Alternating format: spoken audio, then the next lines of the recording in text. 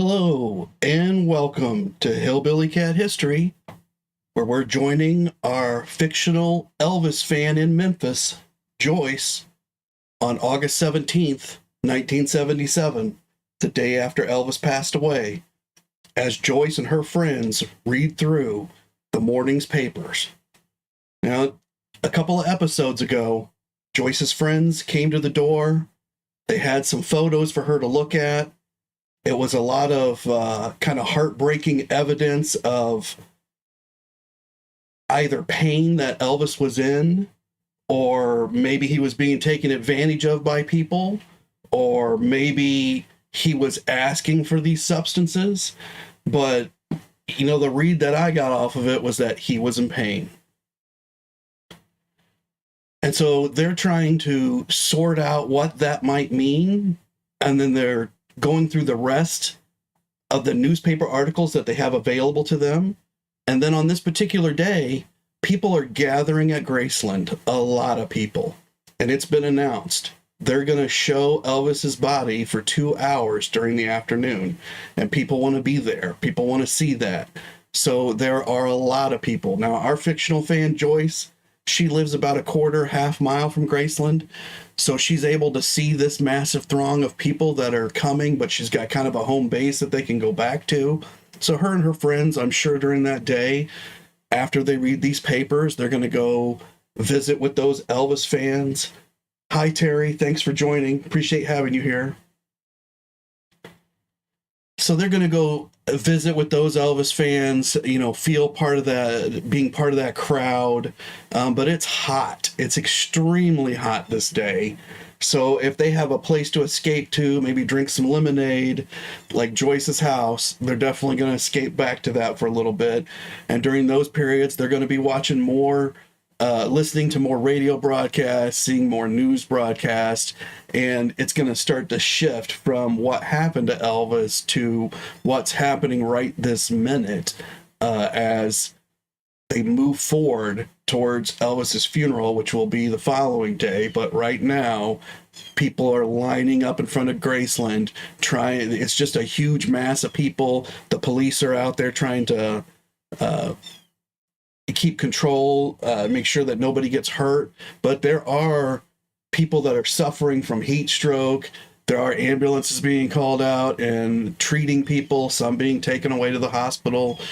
So it's a very large crowd. It's very hot.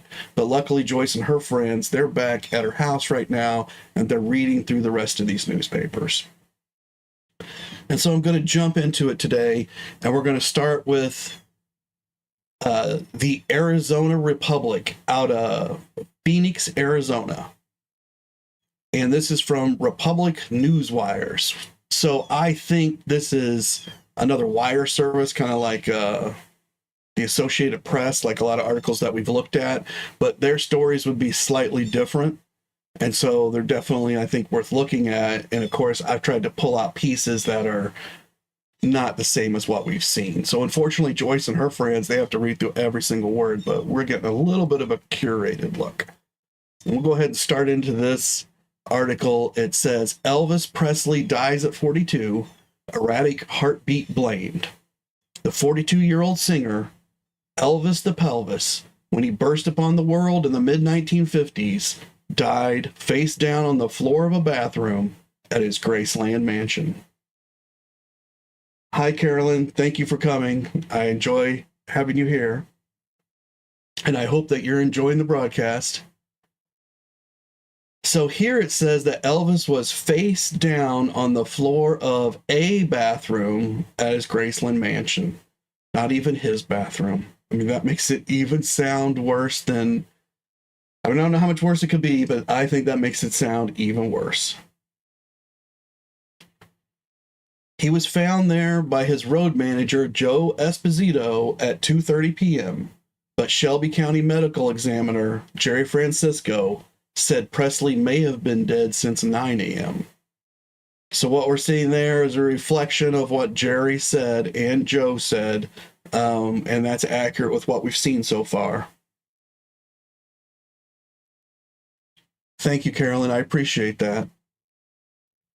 And Francisco said there was severe cardiovascular disease present, and that Presley had a history of mild hypertension and some coronary artery disease. And those are direct quotes from Francisco, and we've seen that in the past. And then Francisco said, these two diseases may be responsible for the cardiac arrhythmia, but the precise cause was not determined. Basically, it was a natural death. The precise cause of the death may never be discovered. There certainly were some drugs being given for the medical condition that was present.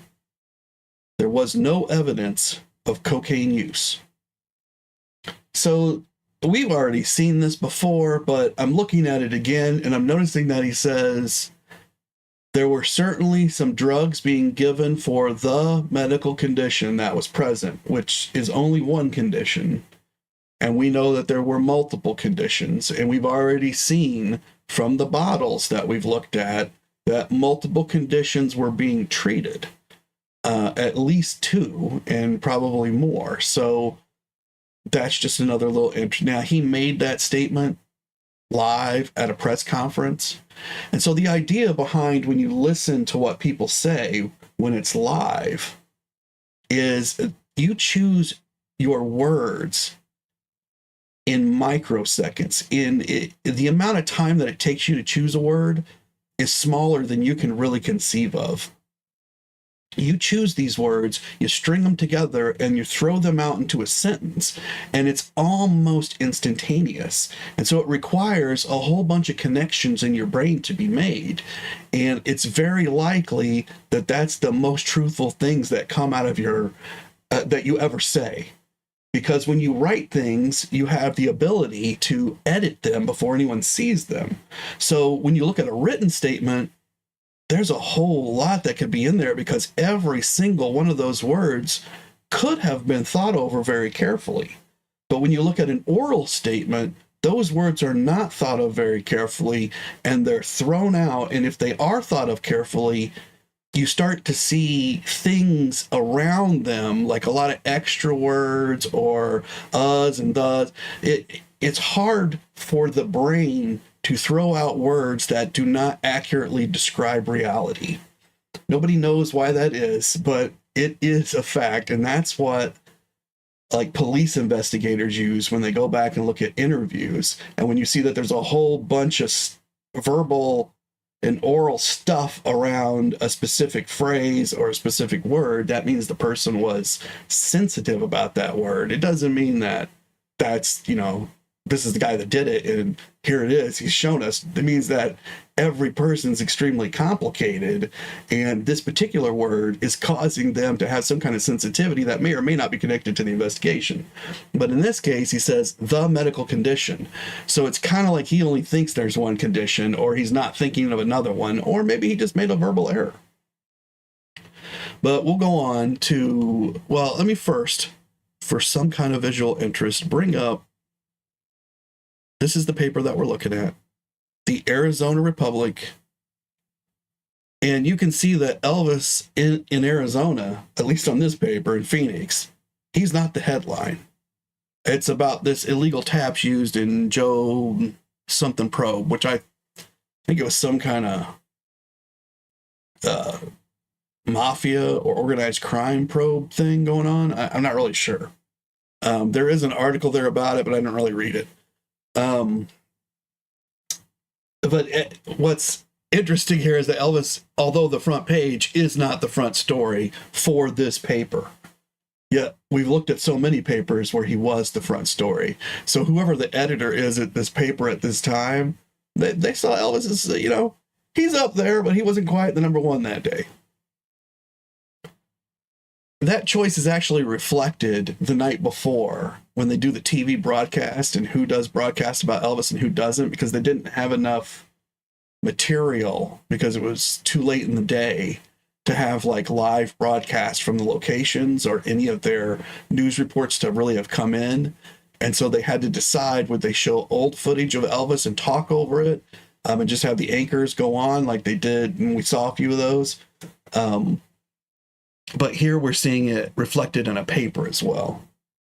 Hi, Marion. Thank you for joining. Definitely appreciate having you here. So now we'll go on to the next part, which is really the part that we haven't heard before.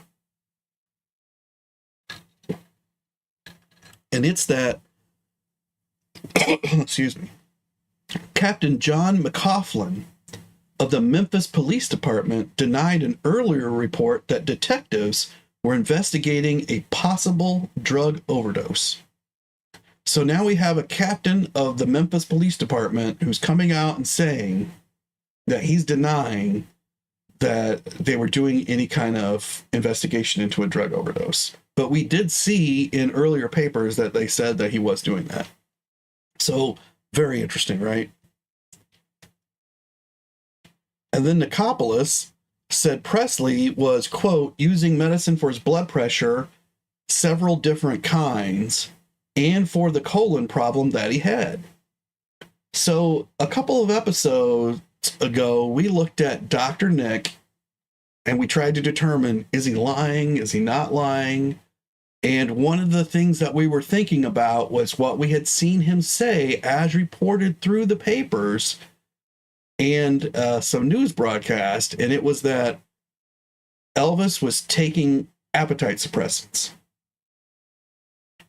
And that's really the only quote we got from Dr. Nick. Now, Francisco had indicated he was taking things for other stuff. And then we've looked at some of those drugs. And here, Dr. Nick is saying using medicine for his blood pressure, several different kinds, and for the colon problem that he had. So that's indicating to me that what we saw earlier when Dr. Nick said only for amphetamines, it's either that he gave multiple interviews that day, or he only gave the one, and he said all of these things, and journalists took from it one thing or another, or their editors took from it one thing or another, and they printed one thing or another. But they didn't print it all together, because even here, where we're seeing this quoted, it does not mention appetite suppressants of any kind. So we know Dr. Nick said appetite depressants, and now we know Dr. Nick said medicine for blood pressure, several different kinds, and for the colon problem that he had. And I think it's possible if he had talked to different people that maybe he had said this thing about the appetite suppressants, and maybe it was earlier on and he was thinking, you know, doctor, patient privilege, I've got to keep some of this in. And then as the time wore on, maybe he said more, or maybe he just said this all at once. And, you know, but it's all within a few hours at most, because they're reporting it the next day. So it had to have been said the day before. And we know Dr. Nick was working until 3:30, and that he didn't come out and talk to anybody until after that. So there's a really narrow window of when Dr. Nick said these things. But what we see is these items broken up, and it causes us to think Dr. Nick was not telling the truth. But now we can see that it's much more complicated than we thought. Hi, Jen. Thanks for coming. I appreciate having you here.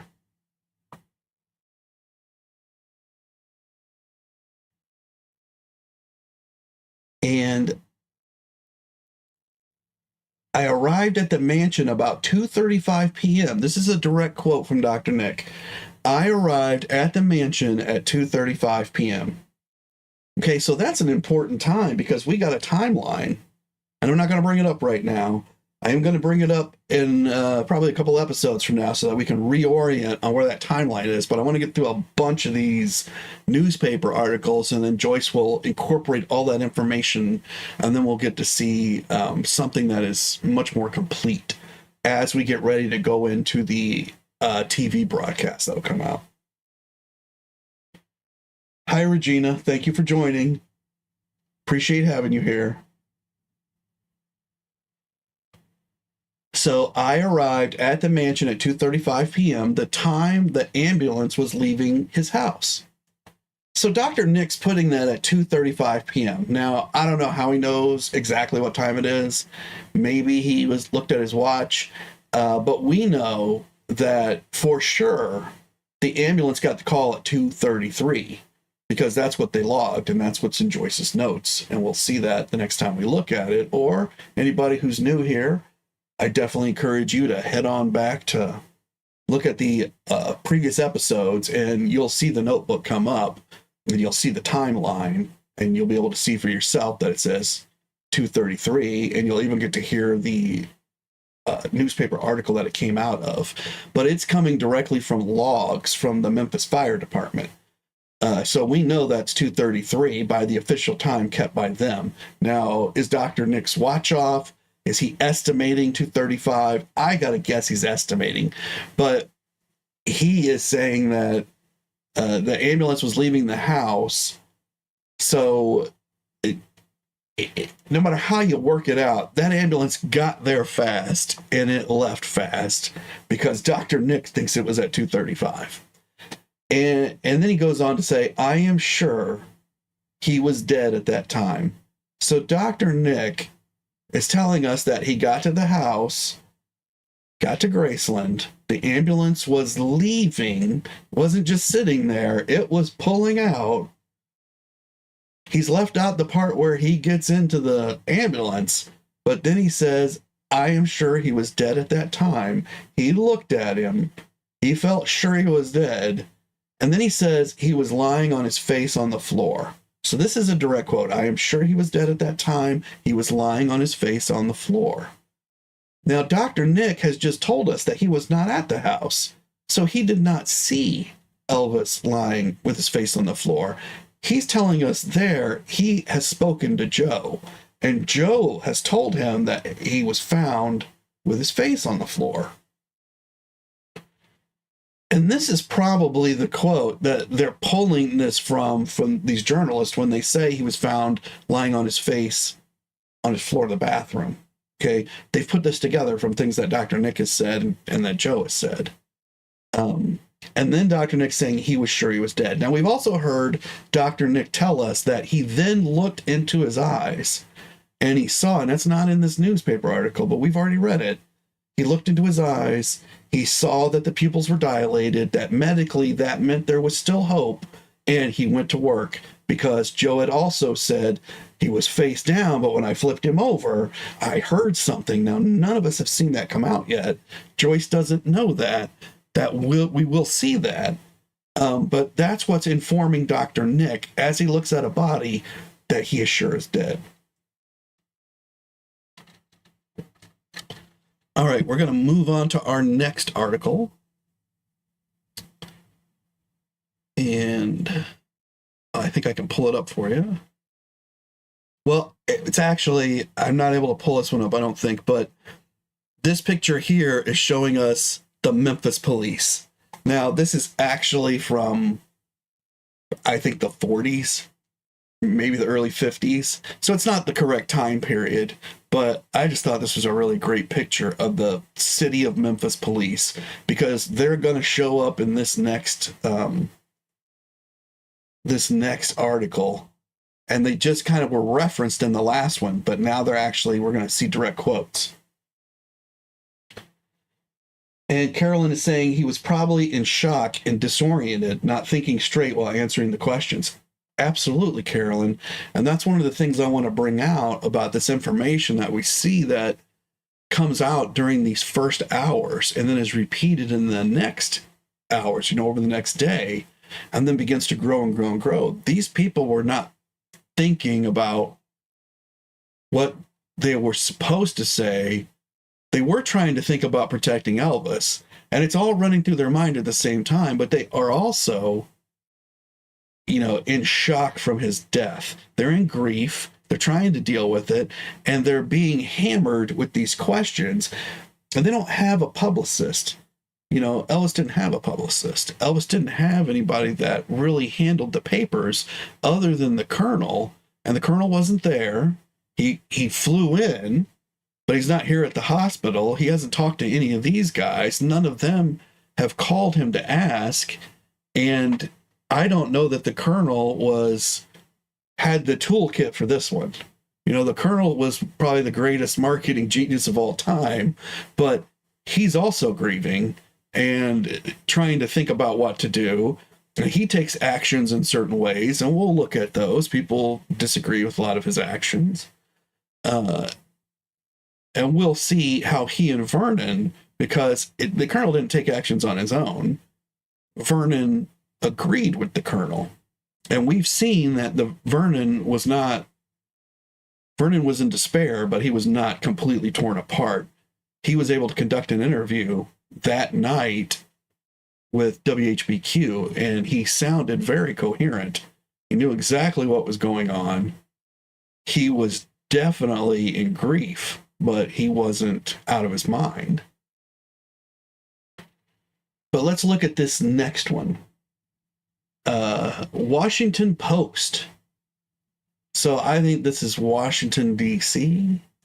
Washington Post, August 16th, 1977. Rock idol Elvis Presley dies at 42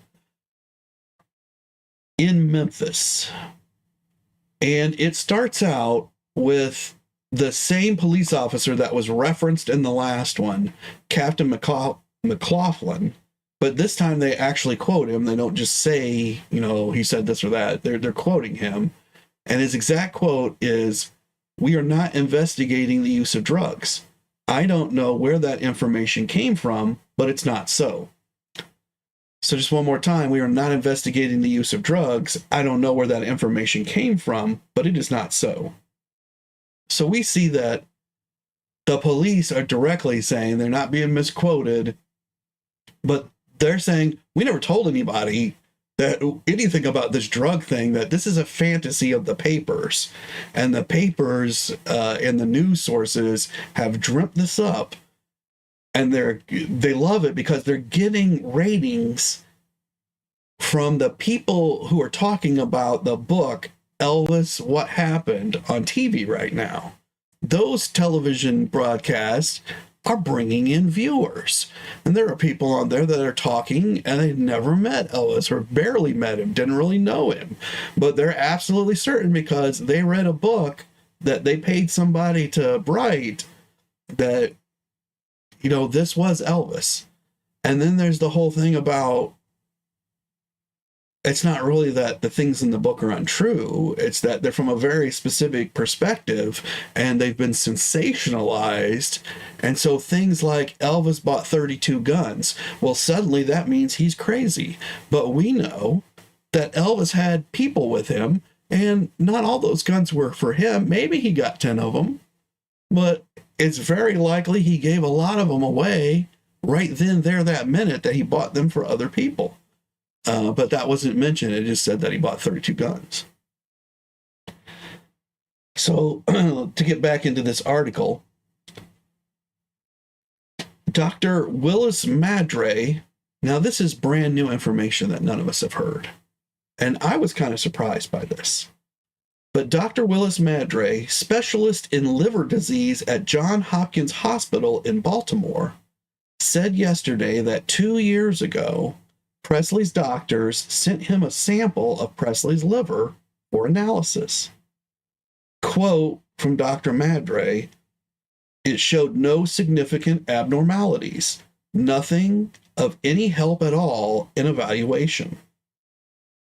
So this is a very significant paragraph. We've just learned a whole lot. So let's go back through and unpack all that because it's a massive amount of information. First of all, Dr. Willis Madre, specialist in liver disease at Johns Hopkins Hospital in Baltimore. Johns Hopkins is like the #1 hospital for certain things. And I don't know off the top of my head whether that's liver, but I have to assume that if you're going to a doctor for anything at Johns Hopkins, that you are receiving top of the line treatment. And for you to go to Baltimore from Memphis, there's a very special reason for that to happen. Now, Elvis didn't go there. They sent the biopsy for analysis, but if there had been abnormalities, I feel certain that Elvis would have gone to Baltimore, and this is the man that would have treated him, because he is obviously one of the top people in this area, even in 1977. So, and he was young in 1970, because we're going to see a little bit more about Dr. Madre that I found. that I think you guys are really going to like, and that's going to come in just a minute. But Dr. Madre said that this was 2 years ago, so we're talking about 1975 sometime. And I'm going to have to assume that this aligned with some point when Elvis was in the hospital. Okay, and why would I think that? I think because of these next sentences. They sent him a sample of Elvis Presley's liver for analysis. Okay, that's what they call a biopsy. And it doesn't say the words biopsy here, but that's what there is. And I think the word comes later in another paragraph, but a biopsy. And then he says it showed no significant abnormalities and nothing of any help at all in evaluation. So it was normal. Now, a biopsy means somebody cut into Elvis. They used a big shot thing to get into his liver. They took a piece of it, and then they sent it off for this analysis. Now, I've never had that done, but I have to assume that's pretty painful. So if any of you have had that done, or if you know anybody that's had that done, and you want to drop it in the comments here about the amount of pain that would go along with that, I'd really be interested to know that. I'm absolutely certain, although I don't know, but I'm absolutely certain that that would have required in 1975 a hospital stay. I mean, I don't think they were doing these liver biopsies outpatient at that time. I don't think this was something that he went into lightheartedly. Something was going on, and he and Dr. Nick decided the right thing to do was to perform what's actually a surgery. Now, it's not the most invasive surgery possible, but it is an invasive surgery. And back then, they didn't have any imaging stuff, right? So they couldn't just put him in an MRI or a CAT scan and say, oh, his liver is too big or it's too small. They had to take a piece. And they still do that today. But back then, they would have done it in a much cruder fashion. So if you've had it done today, I'm sure if it's painful, it's less painful than it was. But especially if you had it done back in the 70s, let us know that. That's some amazing information that would help us all kind of feel more for what Elvis was going through at this time. But you also have to wonder, what was he going through in the first place that he was willing to do this? And Dr. Madre has another quote, and it's, I had understood he was having some gastrointestinal problems. His doctors were trying to evaluate. And then he says, well over a year ago, he seemed, and then something is wrong with whoever, somebody had transcribed this and they were not able to read the words in this part. But then he can get the final quote that says, the only problem he had medically was obesity. Okay, so what we're seeing here is Dr. Madre saying he saw the records. He knows that Elvis was complaining about gastrointestinal problems. So if you're complaining about gastrointestinal problems, I'm assuming that probably means you have some pain. Okay, now it possibly means you're not going to the bathroom and you're very, very concerned that you're not going to the bathroom. But usually that comes with some discomfort and eventually pain. And it's possible that if you're willing to go through a liver biopsy, maybe it's significant pain, or it's continuous pain, or it's something you can't escape from and you're trying to find a way out of it. But even if we assume that Elvis was one of the worst drug abusers on earth, he wouldn't, I think, voluntarily ask for a liver biopsy. I don't think that would happen. And this had to have been voluntary because they don't do this to you unless you agree to it. So, looking into the comments here, Marion says, Kathy Westmoreland said Elvis had several biopsies. I can't remember if it was the liver.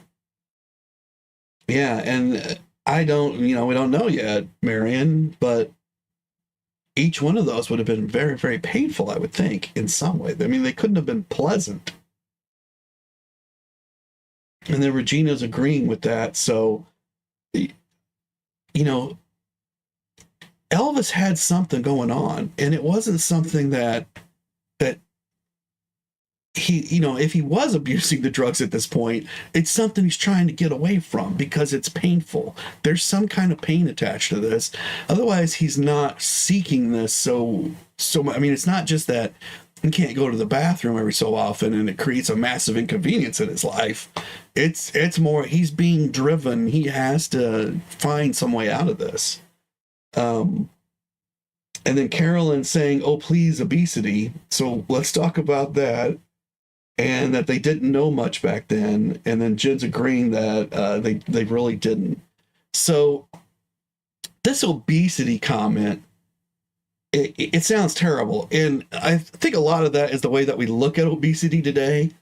We're more tolerant, I think, today. And you guys could throw into the chat if you think I'm wrong about this. But I think we're more tolerant today of carrying more weight. And I think it's because a lot of us carry some extra weight because we live a good life. We have a very good life in this portion of the century.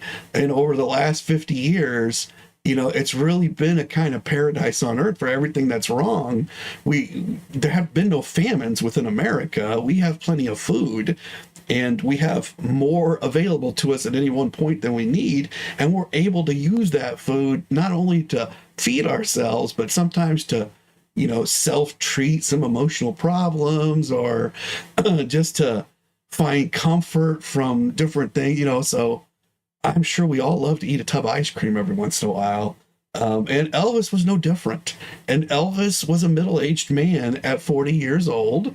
And when I was 40, you could eat almost nothing and you still couldn't get rid of any weight. Now, I know that we all have a friend on another channel that's doing extremely well. And I know one of the listeners here on a specific diet that they've been using. And I don't think that diet was popularized back then. And I don't think anybody was trying it. And I'm not sure Elvis would have tried it if it had been then. But and even when I was 40, I'd never heard anything like that. So I know that for most of us who are just going into the grocery store and eating what we find off the shelves that looks the most appetizing, or like Elvis, being able to call down to the kitchen and just say, "Bring me this. I want to eat it now, and bring me more than I could possibly eat because I'm going to eat as much as I can." He was struggling with weight, and he always had a struggle with weight, and it's not to demean him in any way, but when Dr. Madre says obesity, I believe that the tolerance levels medically before you moved from your perfect weight to obesity were much slimmer than they are today. So he's making a medical evaluation that he's heavy, and he's saying this because Elvis is complaining that he has some kind of pain, and they're not able to localize what that pain is. They're not able to diagnose it, and that's why they're bringing in Madre. And Madre, with his medical experience and his specialty at looking at the liver and seeing the biopsy, is saying it's absolutely not the liver that's causing the pain. That makes me believe it's some kind of skeletal muscular thing, and that would be connected to carrying too much weight. And I'm saying that as a doctor. Not me, but Madre would be saying that as a doctor who is looking at the entire medical record and saying, I don't see any other clues here that indicate it's anything other than skeletal, muscular, nerve kind of thing that's brought on probably by weight, because it's the only thing I could see that's possibly wrong with the man. So this isn't a dig by Madre. It's just his medical advice, and he stated it to the press, and they were at least nice enough to quote him exactly, so that they use the word obesity and not fat like they always like to. Now, fat is a dig. fat is trying to make fun of him and humiliate him. So when we see that word, we know what's going on. But Dr. Madre, he's not that kind of person. And I'm going to show you some proof of that here. But just to get over into the comments,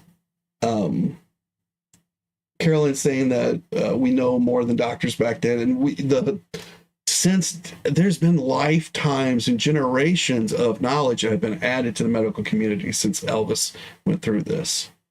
So if it happened today, he would be treated much, much more quickly. If this had been a problem that started in his mid-30s, it would have probably been solved in his mid-30s. But they just didn't have a way to solve it. And then Carolyn's saying, yes, I ate almost a tub of ice cream yesterday. Is that protein? Okay, but that's funny. He almost had a tub of ice cream yesterday. It all fell off the wagon. Okay. You're forgiven, Carolyn. And then just saying that she ate a half a bag of tortilla chips yesterday. And so, yeah, it's really easy when you have access to whatever you want to eat to go ahead and eat it. And Elvis had access to everything and anything you could possibly dream of at any time. And Regina's saying if the liver was okay, then the whole drug abuse thing would fall apart because they always said his liver was bad because of the medications. Regina, I had not actually even thought of that yet. And that is an amazing observation, because when you do massive amounts of drugs, it does show up in your liver. Now, before we go too far down that road, and again, I'm not confirming within this particular broadcast what they found during the autopsy, but I believe enlarged organs is one of them, and I'm fairly certain the heart, and I think maybe the liver. And so if that was true, maybe that would indicate it. But it seems like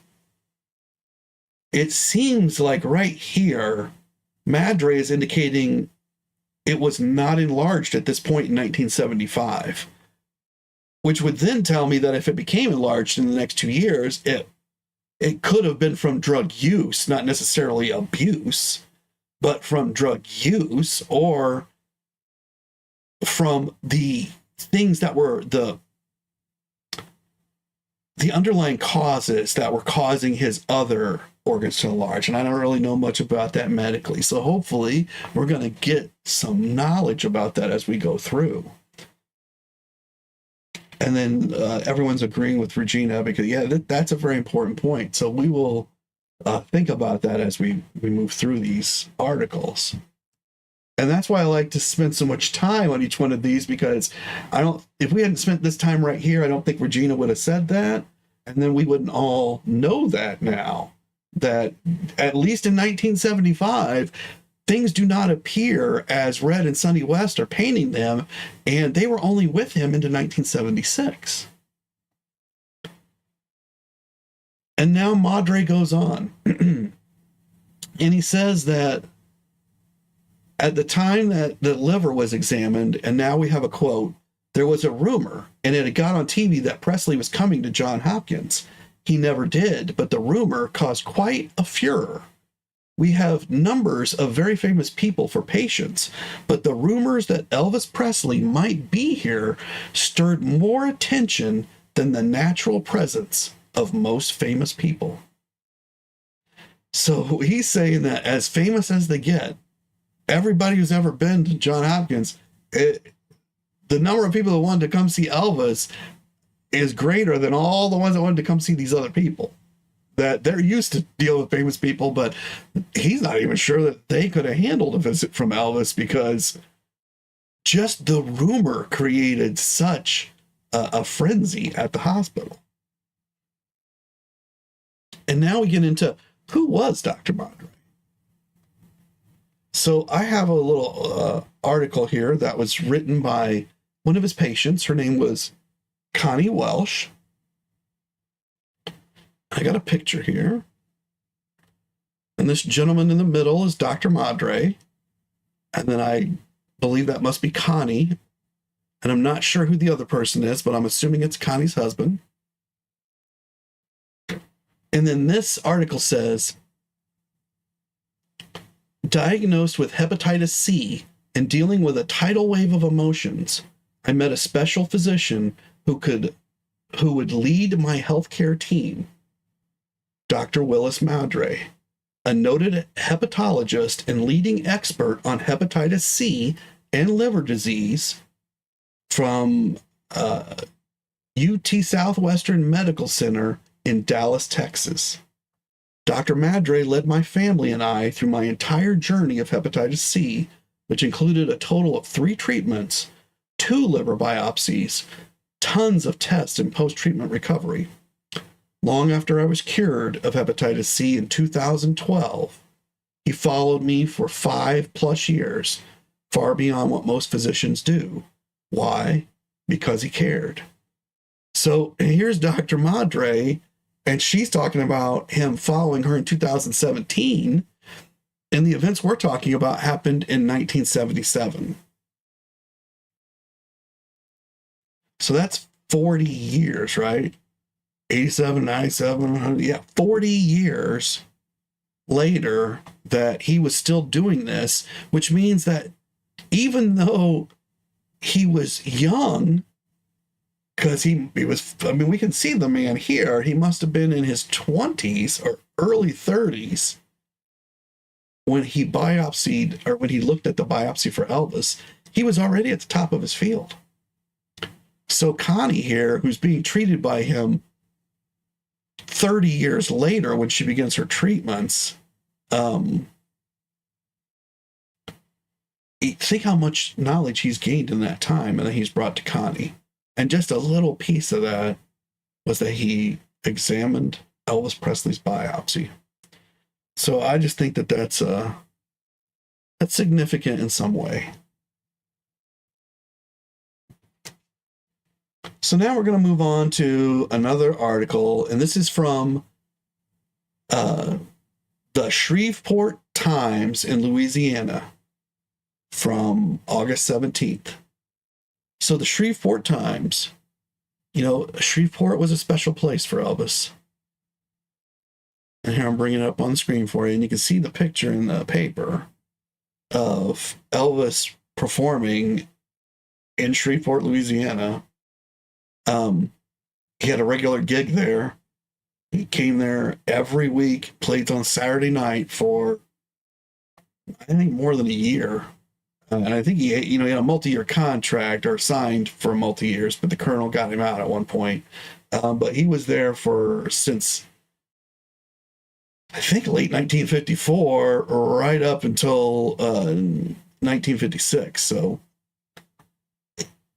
a lot of the Elvis fame grows out of Shreveport, and that's where they set up a lot of the early tours that he was on before he got with the colonel. So it was a special place for him. And so this particular article says his personal physician indicated he may have died of a heart attack. Sources close to him said he had been a heavy cocaine user for a year, and there were reports an investigation into his drug use was underway. But Memphis Police Director E. Winslow Chapman, okay, so we met Director Chapman in an earlier episode when he had made other statements, but he had never said, hey, we're investigating any drug use. But when he said, quote, "We had been conducting no investigation in regard to Mr. Presley. We are certainly not saying he died of any drug-related cause. We don't know the cause of death right now." Now, I don't know when that statement was taken from. I have to assume it was before the press conference with Dr. Francisco. And when the press was looking for a quote from anybody, because he's saying he doesn't know the cause of death right now. Well, he did slightly later when Francisco said it was natural causes, and I don't think he would have overstated Francisco and said, we're still looking for something, we don't know the cause of death. That's just an earlier quote that he had. Maurice Elliott, vice president of Baptist Hospital. So we've seen this guy too. He said Esposito told him he found no signs of life when he discovered the singer's body. So now we're learning how Joe's words are getting out. Looks like Maurice Elliott blabbed them that he found no signs of life when he discovered the singer's body. Now, why would Maurice Elliott, the vice president of Baptist Hospital, do that? Would he do that to try to shift blame for anything that might have happened to Elvis and make sure that nobody thought it was in the hospital? I mean, he is the vice president, but I don't know if he had an ulterior motive. That's not what I'm saying. And now is an excellent time for me to give the daily disclaimer that this is all for entertainment purposes only. I don't really know what I'm talking about. I'm saying things that are my opinion as we look at source material, and that everyone is welcome to come and make their opinions known. You can put it in the chat. You can put it in the chat after when the video's up. And I'm broaching this subject now because I have received suddenly a few negative comments. And those negative comments say things like, please stop opining, or what are you hoping to find after 48 years? Let it go. Or I refuse to participate, and that I'm AI, and that the things that my channel say are not real.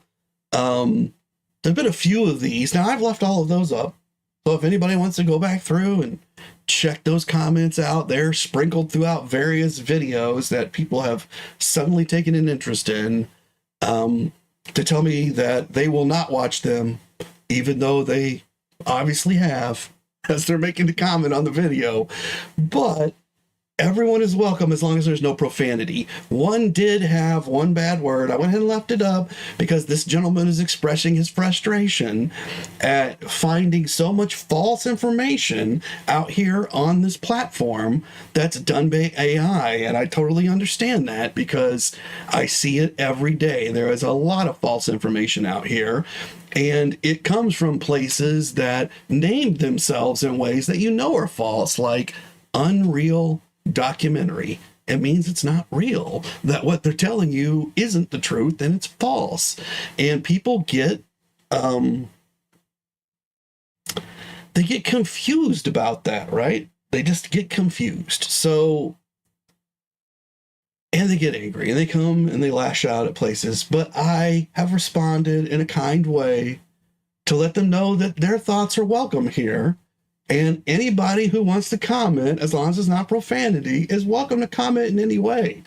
I'm not trying to tell anybody how to think. I'm just telling you how I think. And Carolyn's saying, just ignore the negative comments. We are just investigating and stating our opinions, and nothing is wrong with that. And you're right, Carolyn, nothing's wrong with that. And if people want to come in and participate and say that it's all wrong, I don't have any problem with that. I don't, I have to opine. That's the purpose of the channel.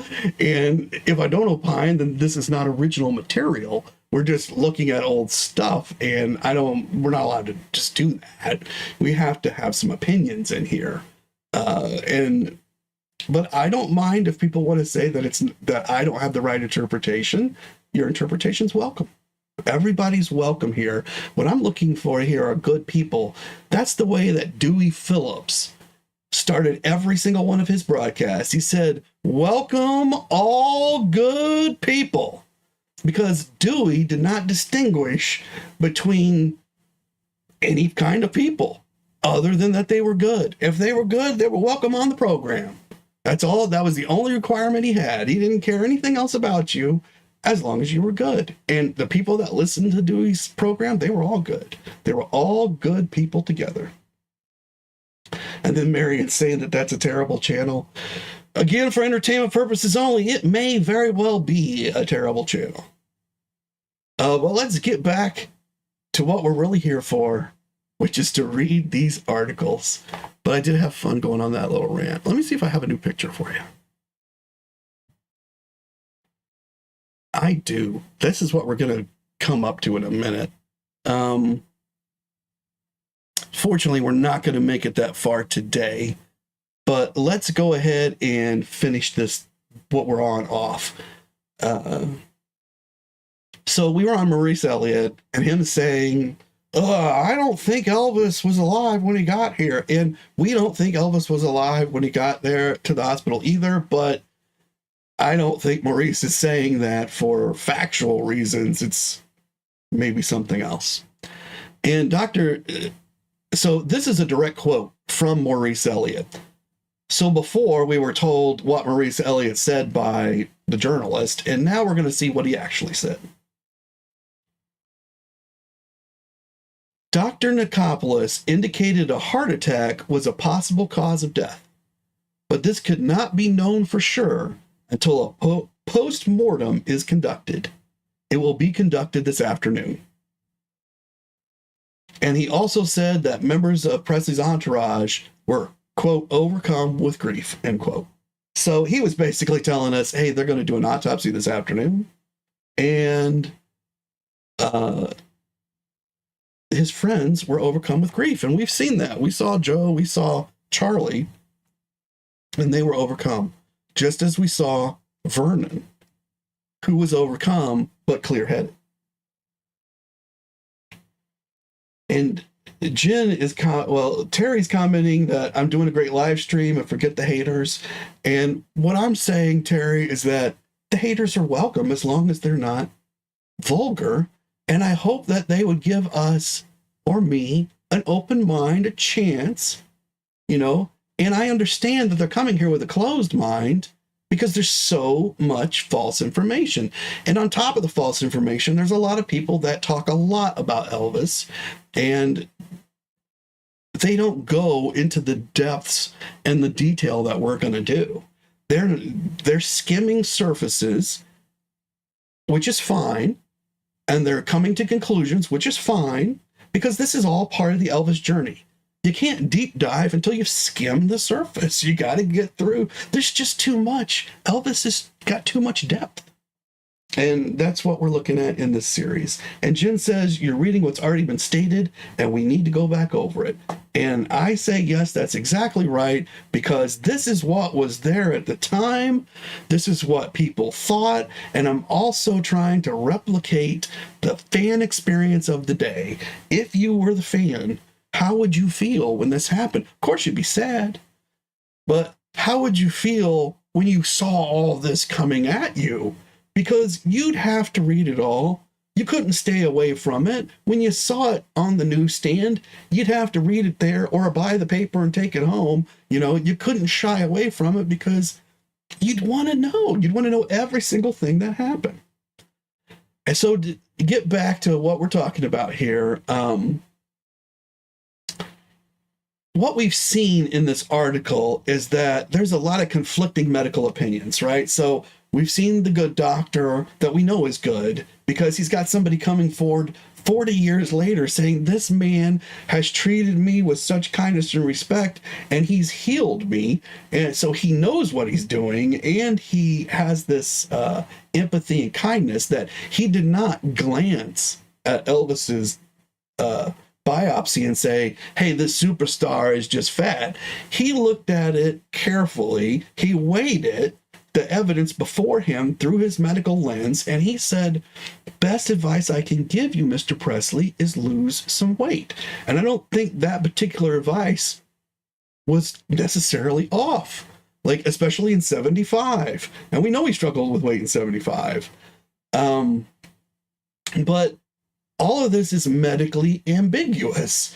And so you have to question whether it's medically ambiguous by design. Are they all saying something that doesn't quite add up because none of them want to take the responsibility for what's happened, or because none of them know, or a combination of that, or because they have ulterior motives, like perhaps the vice president, who would be very interested in protecting the hospital. And again, nothing wrong with protecting the hospital. That was his job, and this is a terrible situation for him to have been in. So perhaps these people were trying to protect Elvis, his legacy. Perhaps they were trying to shield these institutions like the hospital. Or like the doctor who looked at the liver saying, it's not John Hopkins' fault. It's not my fault. We looked at this. Everything looked fine. Or perhaps because this truth is just too complex to package neatly. And I'm going to have to fall towards this one because, as we've all seen, it's pretty complex. Or maybe nobody knew. Maybe just nobody knew. And that's the other thing I think that's going on here. So it's complex, but even when you get to the end of the complexity, there's no answer. Because the answer we want is that Elvis did something wrong and it caused him to die, and none of us will do that, and therefore we won't die.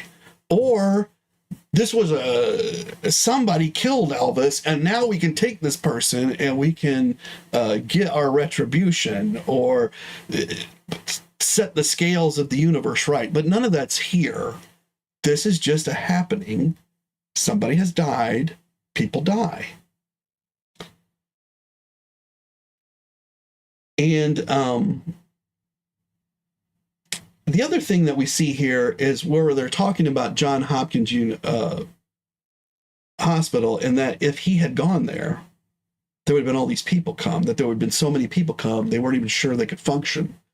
And that shows us that these medical tidbits about Elvis, especially when they're about something that's wrong with him, like an organ failing, this is a spectacle. People view this as a spectacle, at least the media does, and it sells papers and views off of it, and therefore it is a spectacle. People apparently want to see it because they're putting the money out for it. Elvis's body has become a public obsession, and it's not just his body, it's the obsession to see him decline. And we see that in all the fat jokes, the constant references to how he looks. There aren't any articles before he passed away that don't mention his appearance in some manner.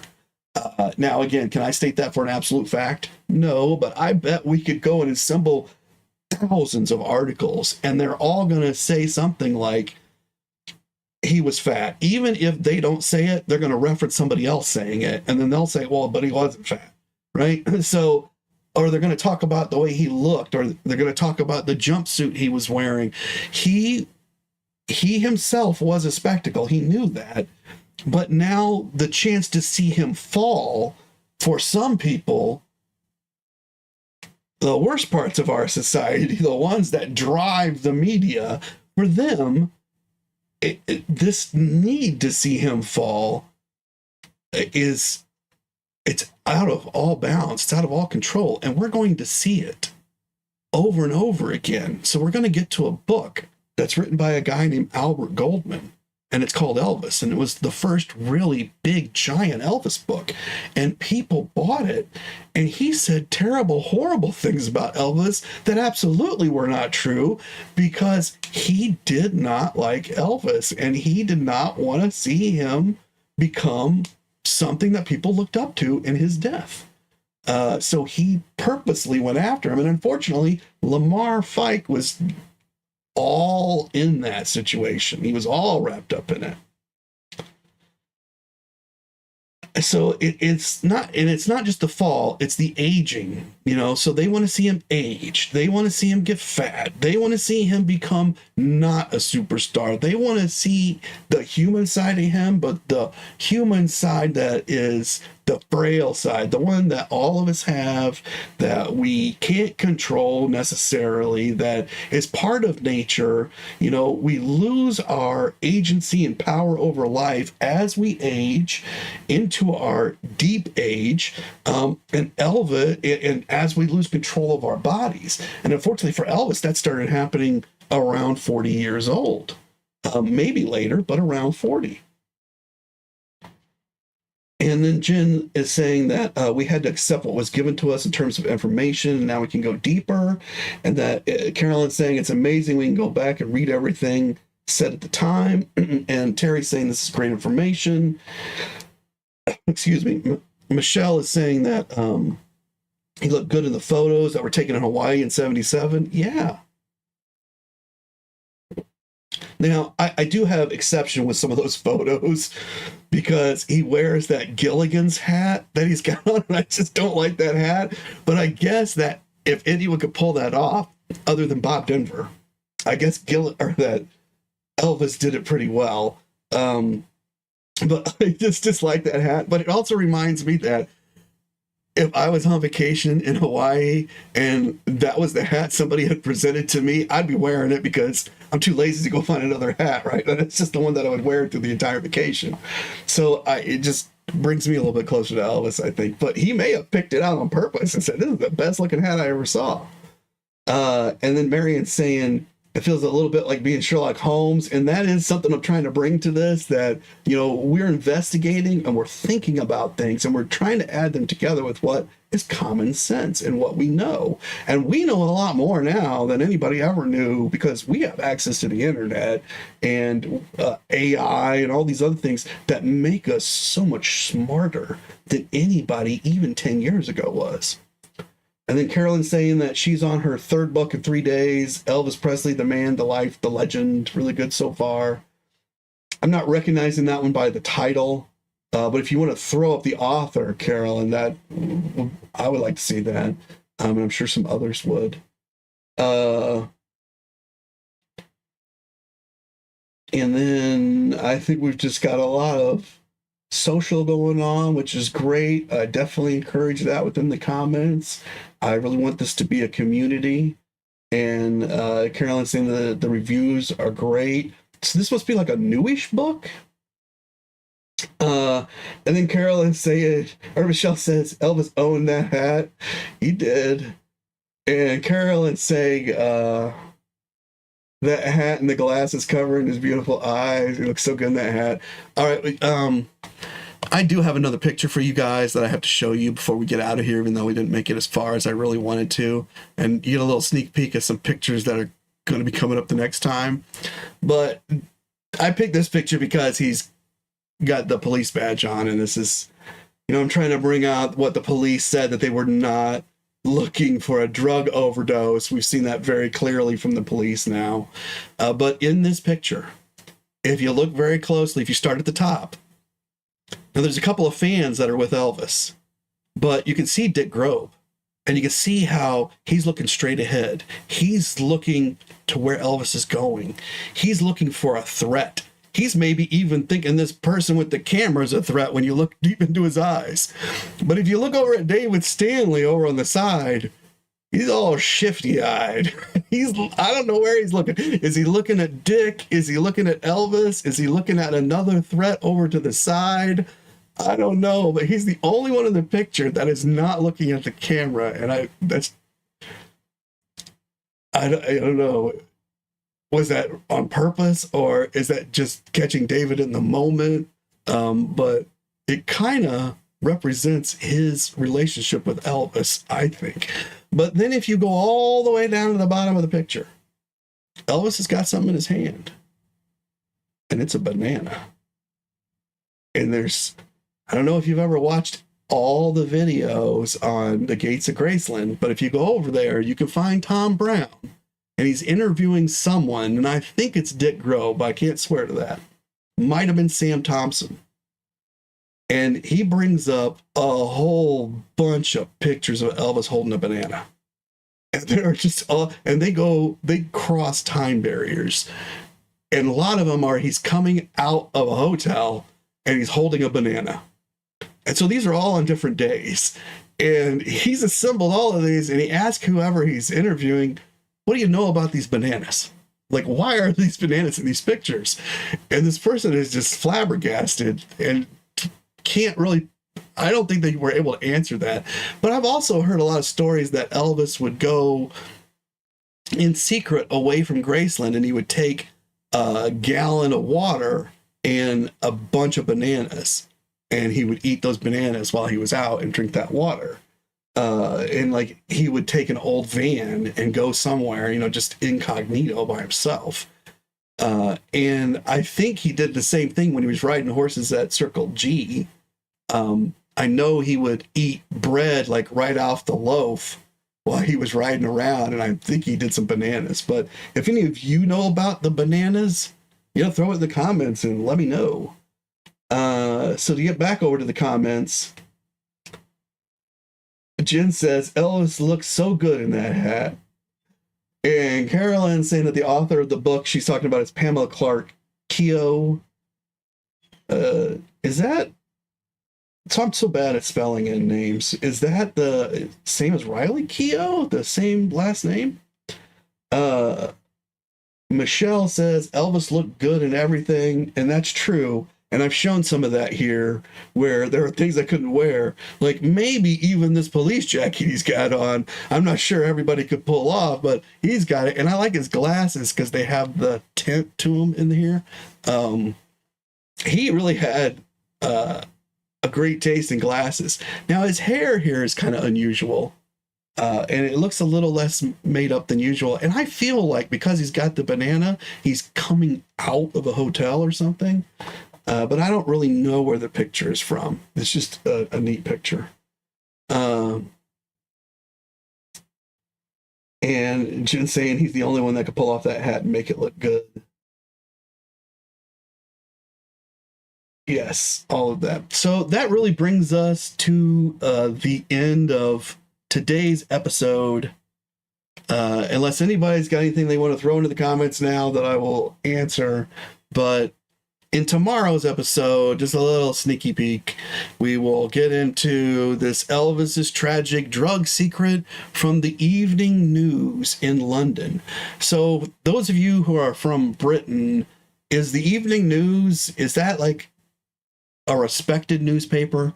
I know that we have looked at some of the tabloids, and the reason that we're looking at tabloids is that our Elvis fan Joyce has gone down to the newsstand and said, I want everything about Elvis.